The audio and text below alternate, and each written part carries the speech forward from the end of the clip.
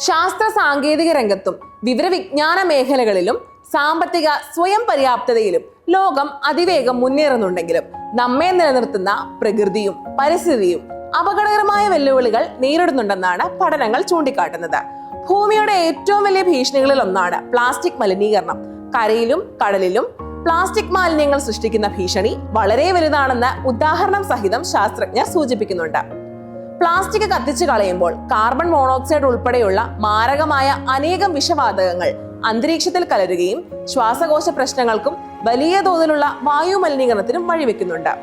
നമ്മൾ വലിച്ചെറിയുന്ന പ്ലാസ്റ്റിക് തോടും പുഴയും നദികളും കടന്ന് സമുദ്രത്തിലെത്തി സമുദ്രങ്ങളെ ശ്വാസം മുട്ടിക്കുകയും ജൈവവ്യവസ്ഥയെ സാരമായി ബാധിക്കുകയും ചെയ്യുന്നുണ്ട്.